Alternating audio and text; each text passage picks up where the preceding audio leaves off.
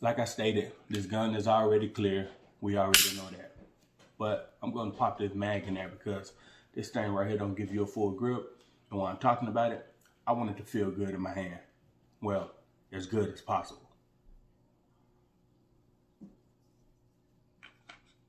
Rounds are in here, but I'm not going to ratchet slide, so don't worry. Safe direction. Pull the trigger. It's already been depressed. Not depressed because of like COVID-19 quarantines and stuff like that, but depressed meaning I've already pressed it in, and when you ratchet slide, it'll pop back out. Anyway. What up, peeps? It's your boy, Black 40 Cal, coming at you with another video. And in this video, I want to give my thoughts on the Glock 27 Gen 4. The 27 is chambered in 40, has already been cleared for this video. These are just my thoughts, what I think about the gun, how I carry the gun, what I like and what I dislike. In the background, you might be saying, what is that beauty? Being stabbed right now. But that's another video for later. The SIG 228 chamber and 357. But for now, let's stay of course and talk about this Glock 27 Gen 4. Beauty is in the eye of the beholder. Because this gun is it is attractively simple, if I could put it that way. It don't have a lot going on. This isn't a busy gun as far as like a whole lot of lines going on the slide. This gun right here is just bare bones, what you need in the case of a emergency, a self-defense emergency. Now, I carry this gun on me because of the size. It is chambered in 40, but it's real. It is manageable for some people. For me, some people don't like 40 because they say it's snappy, which it is snappier than a 9. I actually got to the point where I didn't even like shooting this gun after I was shooting my CZP07 because it was so smooth.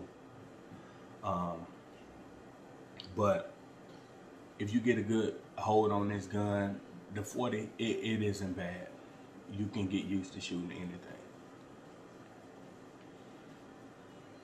A couple things I've done to this gun. Glocks, they come with polymer sights. And there's normally a U shape in the back with a dot in the front. And you have to line that up.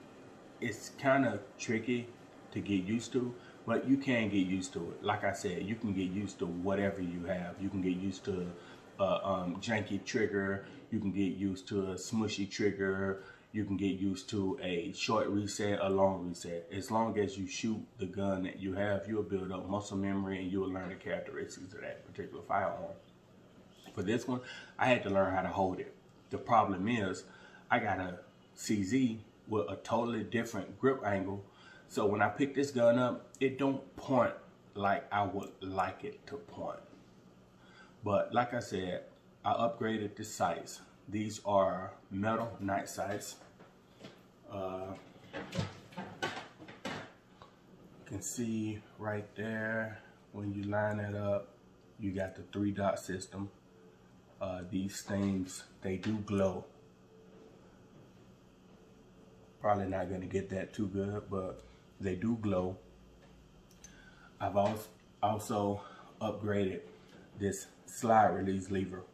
Typically when you get these, this lever right here don't have this little notch on the back. This notch, it just allows for you to access this a little bit easier because this is typically kind of flat. But what I added, I put that knot on there to just give you something different. Pull this mag out so I can demonstrate for you. Alright, so when this thing locks back, this right here, if you use this to actually release your slide, you can either hit this button to release the slide, or you can do the you know, typical release. Since I'm geared towards newer shooters, I want to get into releasing the slide, because normally when you releasing your slide and you playing around trying to get familiar with your firearm and you release the slide, you tend to want to release it and then ride it close. That's a bad way for your gun to go not into battery fully like it's supposed to. This gun is designed to withstand the force of this slide racking forward. But those two things that I done to the gun, it really don't need anything else. I tried to beautify it as much as possible by filling this in right here. This is just some white fingernail polish that I filled in right here. That's all that is. What else? Another beautiful thing about, oh yeah, extension. This right here is a +1 in 40 cal, but in 9mm, it's a +2. It allows for this 9-round magazine. Focus in, focus in. Anyway, 9-round magazine. And I also filled these in with white. I got bored and had plenty of white fingernail polish.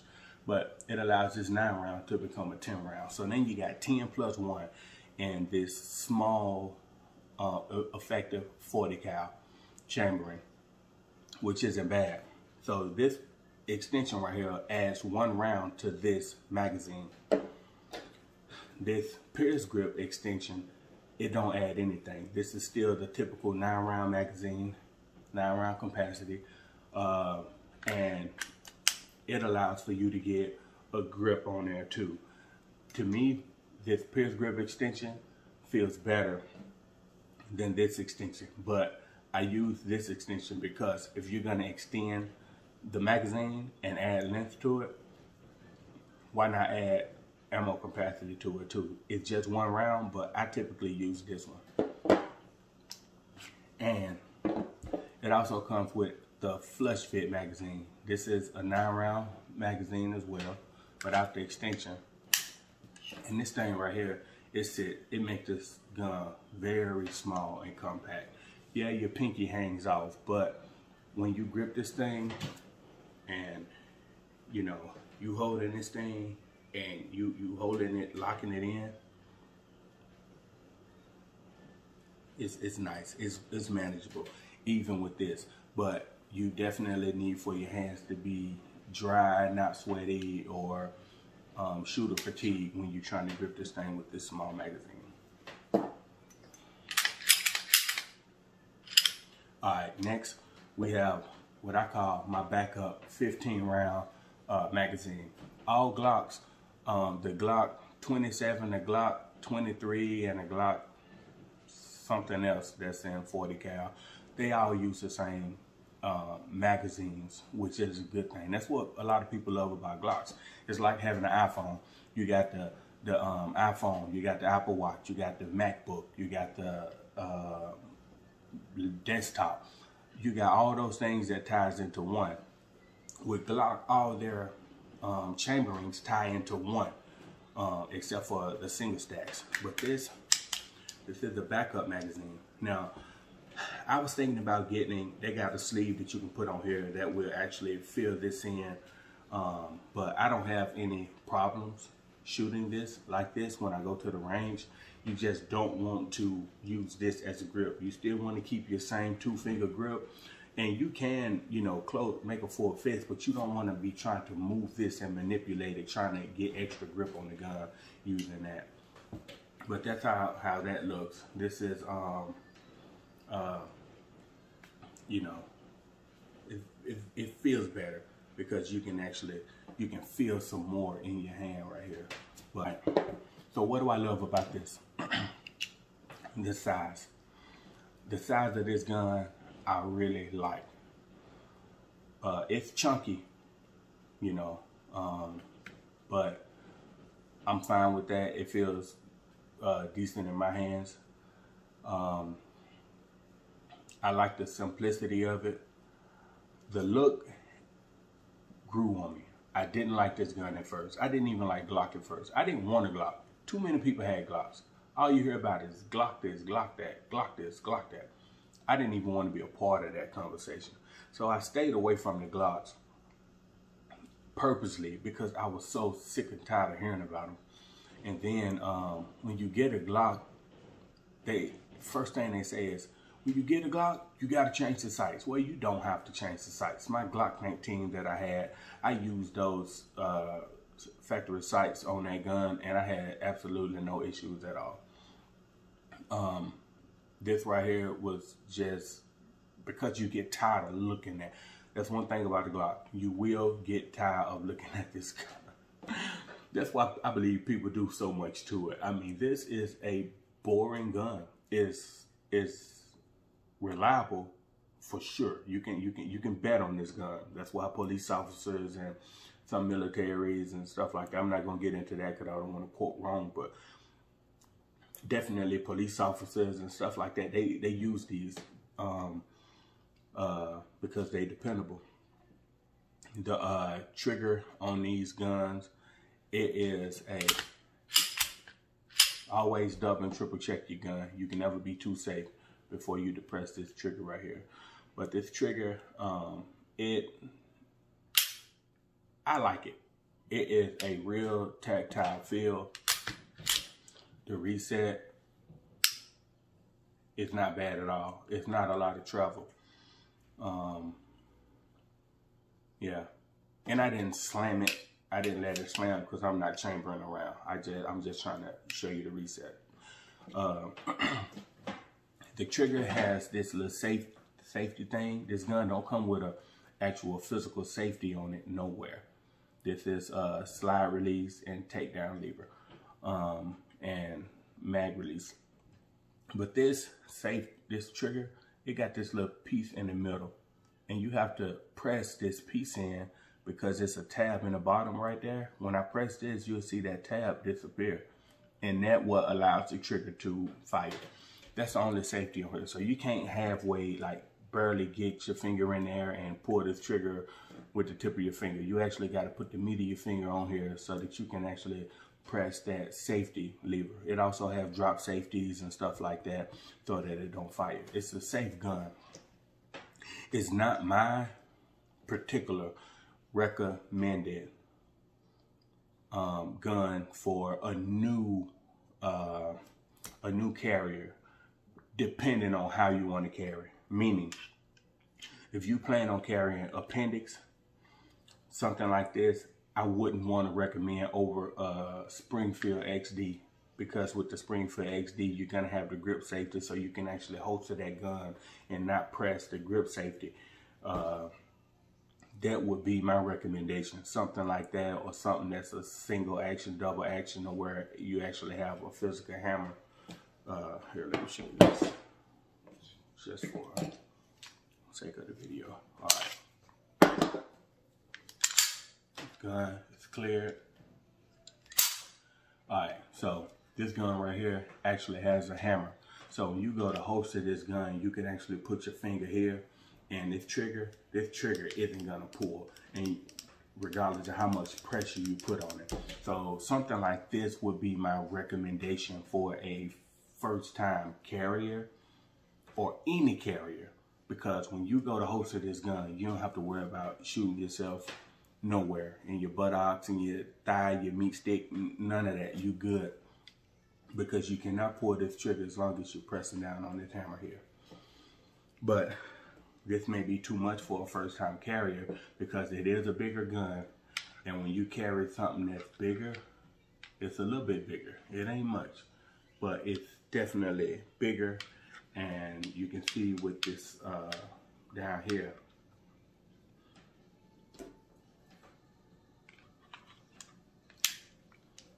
you can see that the SIG is definitely longer. Some guys can deal with that, some can't. But yeah. But I would recommend a single double action or something this type. This is a real nice firearm, classic SIG Sauer. I'll do a review on that gun here in a little bit. It rides well. I've did 5-mile, not a 5-mile jog, but I did like a 5-mile run / walk, and I had this thing on me, and you actually forget it's there. This gun is so comfortable that one time I had it on and I was fishing, and a pack of deers like walked in behind me, and I forgot I had a gun on me, and I was like, I'm gonna whack you with this fishing rod. You know what I'm saying? You stay over there and I stay over here. We got a deal. But yeah, what I don't like about this gun, I don't like how boring it is. It's boring. Like I said, that's not bad, but you're gonna get tired of looking at it. This is a gun that you will get tired of looking at. And it's nothing wrong with that, because regardless of how it looks, it works. And it works very well. But me, I just want to switch up. You know, it's like this quarantine got everybody want to redecorate their house. You know what I'm saying? You looking around and you like, nah, you start noticing pictures that's crooked a little bit. You know what I'm saying? So that's the problem I'm having with this gun right now. So will it hang around? Who knows? Do I like it? Yeah, I do. I like it a lot. I like it a lot. But I'm getting antsy, and I'm pocket lint. Clean your weapons too, you know. I mean, if you oil your gun 6 months ago, take it apart and oil it again, please. All that pocket lint and stuff like that, you know, it builds up in there, you know. Wipe these things down sometime with Lysol wipes and stuff too, man. These, you know, you're going to have somebody in the comment section like, man, it's a gun, it's a tool. Yeah, but clean your tools. You know what I'm saying? They cost a lot of money.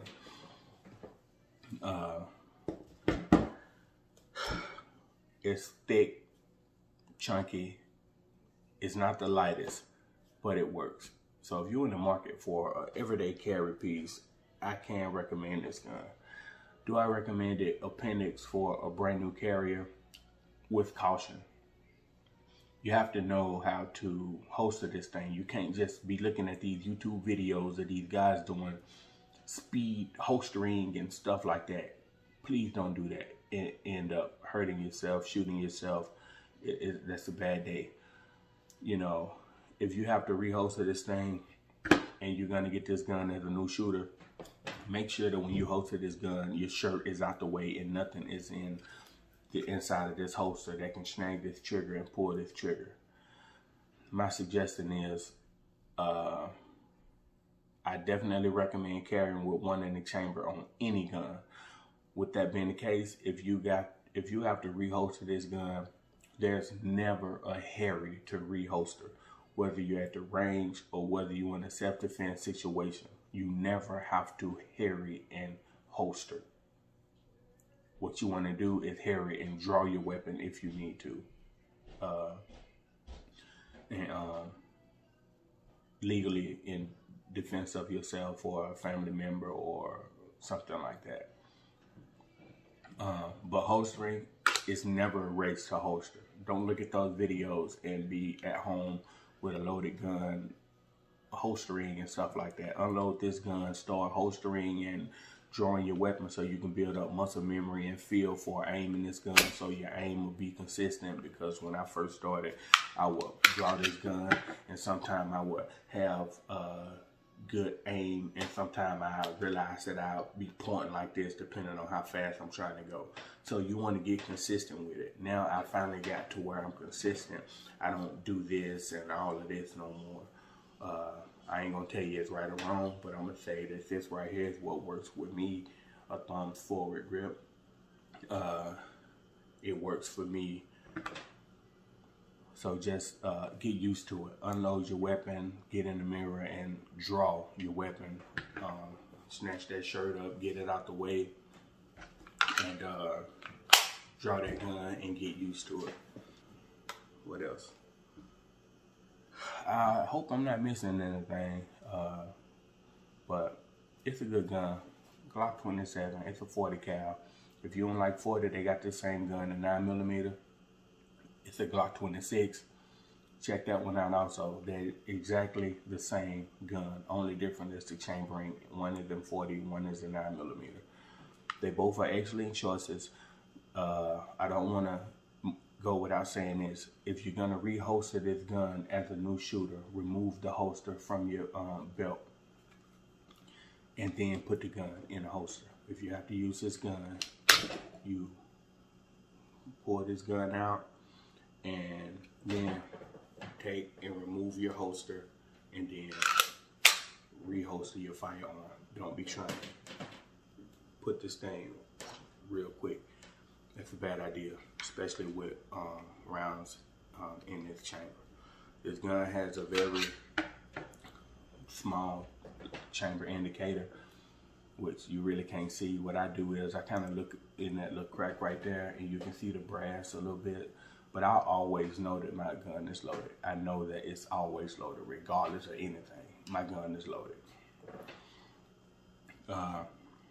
Yeah, those are my thoughts on the Glock 27. I hope I gave you enough. If you're thinking about one of these in 2020, it's still definitely a choice in 2020, even with the SIG, P365, and all those smaller guns. They smaller, they thinner. They may not fit in everybody's hand like you would want. If you got bigger hands and you want a smaller gun, a thicker grip, in my opinion, it's gonna give you more of a feeling of having something substantial in your hands. If you got big hands and you get a thin gun, it may not give you the feeling and the security that you will want when you go to firing off rounds. I don't shoot this gun as much nowadays because after shooting 9mm, then jumping back up to 40, I kind of really noticed a snap when at first all I had was 40s. But I got this gun right here in 357 SIG. I'm gonna be ordering a 40 cal barrel for it so I can go back and forth. This is a 40 here. I'm looking into different calibers. 9mm, it's kind of hard to get ammo for that right now. Everybody going to 9 just because every time police and military go to a chamber, everybody in the world like cancel out calibers. Every time they go to a caliber, everybody in the world cancel out calibers that's been in existence for years. Military go to 9, people like, I'm gonna get rid of my 40 and get a 9. Wow, your 40 was just fine at first, you know what I'm saying? They like, well, they make 9mm bullets now that's just as effective as 40. You don't think that they making 40 cal bullets and advancing them using different powders in them too? So the 9 is never gonna be a 40. And yeah, the 9 is never gonna be a 40. I don't care what kind of powder they using and all of that. A 40 is still a 40. A 45 is a 45. Every gun has its pluses and its minuses, and yeah, just get what works for you. If the police go to start carrying 25s right now, you know what I'm saying? Are you gonna get rid of everything and go to 25? No, because it's not gonna make sense to you. So just because they do it, don't make it make sense to you. If you got a 45 and you want to carry that, carry that. If you got a 380 and you want to carry that, carry that. The gun that you have is the gun that you gonna use. Just practice with it. Get plenty of ammo for it. Carry hollow points in the gun that you're gonna be defending your life with. Shoot those hollow points in that gun to make sure it's gonna function properly. I know that gets expensive. Me, I use Spear Gold Dot. This box was 27 bucks for 20 rounds. But that's just something that you have to do. You want to make sure your gun is going to eat the ammo that you feed into it. But yeah, those are my thoughts. I'm out. Peace.